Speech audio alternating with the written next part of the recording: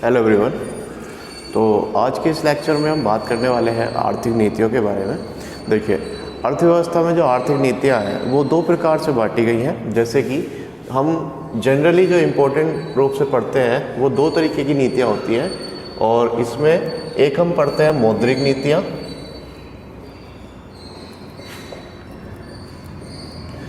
और एक हम पढ़ते हैं राजकोषीय नीति।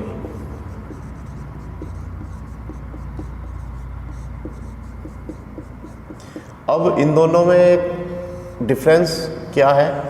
तो डिफरेंस इतना है कि सबसे पहली चीज, मौद्रिक नीतियों को तैयार करेगा आरबीआई, लेकिन राजकोषीय नीति को जो तैयार करता है वो करता है आपका वित्त मंत्रालय। ठीक। अब इसके अलावा हम इसे कैसे समझेंगे तो हम देख लेते हैं। देखिए, इसमें शब्द है राजकोष। क्या शब्द है? राजकोष।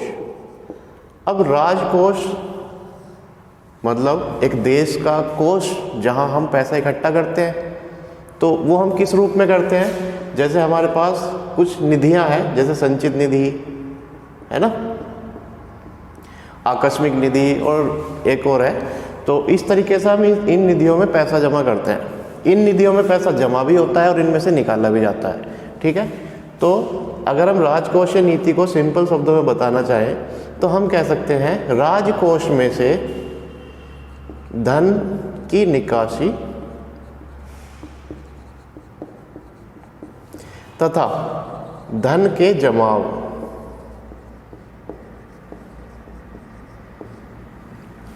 धन की निकासी यानी धन का निकालना और धन का जमा करना से संबंधित वित्त मंत्रालय द्वारा तैयार की गई नीतियां कैसी नीति कहलाएंगी? राजकोषीय नीति कहलाएंगी।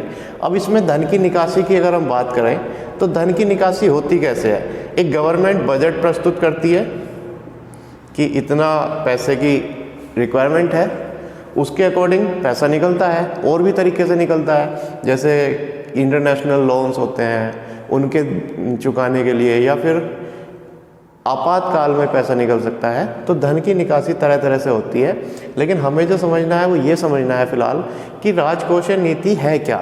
तो राजकोष से संबंधित बनने वाली नीतियों को ही क्या कहेंगे? राजकोषीय नीति। अब राजकोष में क्या काम होता है? या तो उसमें धन निकलता है या उसमें धन जमा होता है। इन दोनों का निकलना और जमा होना ही से बनने वाली नीतियों को क्या कहते हैं? राजकोषीय नीति। चलो, निकालना समझ लिया हमने कि बजट और बाकी चीज़ें, लेकिन धन का जमाव कैसे होता है? तो धन का जमाव होता है टैक्स के द्वारा। यानी जो हम टैक्स पे करते हैं वो हमारे कहाँ जमा होता है? राजकोष में जमा होता है। तो अगर टैक्सेशन में कोई सुधार किया गया है, बजट में कुछ काम बढ़ाया गया है, तो ये सब किसके तत्व हैं? राजकोषीय नीति के। तो आपसे क्वेश्चन पूछा जा सकता है, कर रोपण, कर में सुधार किस नीति का मुद्दा है? तो किस नीति का मुद्दा है? राजकोषीय नीति का। या बजट किस नीति का तत्व है? तो राजकोषीय नीति का तत्व है।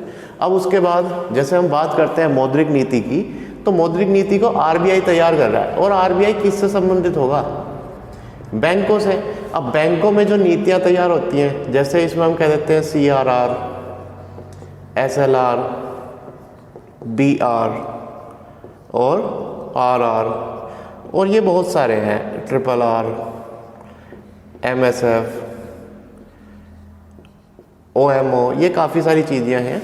तो इसमें हम समझते हैं कि CRR मतलब कैश रिजर्व रेशियो।